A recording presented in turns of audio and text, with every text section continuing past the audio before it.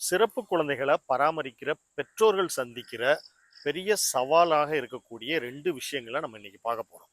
முதல் ஃபேக்டர் இந்த சமூகமும், குடும்பமும் அந்த பெற்றோர்கள் மேல குடுக்கக்கூடிய அழுத்தம். உங்களால தான் இந்த மாரி குழந்தை பிறந்திருக்கு.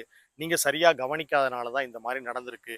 இந்த குழந்தையோட இயலாமைக்கு பெற்றோர் தான் காரணம் அப்படிங்கிற மாரி சமூகமும், குடும்பத்துல இருக்கிறவங்களும் குடுக்கக்கூடிய அழுத்தம், இது பெரிய அளவுல பெற்றோர்களுக்கு ஒரு பெரிய ஸ்ட்ரெஸ்ஸா இருக்கும்.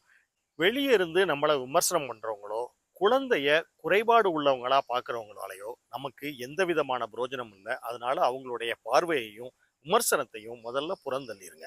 கணவனும் மனைவியும் ஜெனடிக்கல் கவுன்சிலிங் போறது, அடுத்த குழந்தைக்கு இது மாரி பாதிப்பு வருமா அப்படின்றத தெரிஞ்சுக்கிறது ரொம்ப முக்கியமான ஃபேக்டர். பாதிக்கப்பட்ட குழந்தை இருக்கிற பெற்றோருக்கு கட்டாயமா நலமுள்ள குழந்தைகள் பிறக்கிறதுக்கு வாய்ப்பு இருந்துச்சுன்னா, அதுக்கான முயற்சியை பெற்றோர்கள் எடுக்கணும். ஒருவேளை அப்படி அடுத்த குழந்தைக்கும் இந்த பாதிப்பு வர்றதுக்கான வாய்ப்பு இருக்குன்னு ஜெனடிக்கல் கவுன்சிலர் உங்களுக்கு சொன்னாங்க அப்படின்னா, குழந்தைகளை அடாப்ட் பண்ணிக்கிறத பத்தி கணவனும் மனைவியும் சேர்ந்து பேசி ஒரு முடிவு எடுக்கணும். சிறப்பு குழந்தைங்க இருக்கிற வீட்ல இன்னொரு குழந்தை இருக்கிறது குடும்பத்தில் இருக்கக்கூடிய இறுக்கத்தை குறைக்கும். மேலும் ஆரோக்கியமா இருக்கக்கூடிய குழந்தை, ஆரோக்கியம் குறைவா இருக்கக்கூடிய சிறப்பு குழந்தைகளை நல்லா பராமரிச்சுக்கிட்டா அந்த குழந்தைகளோட வாழ்க்கை இன்னும் நல்லா இருக்கும்.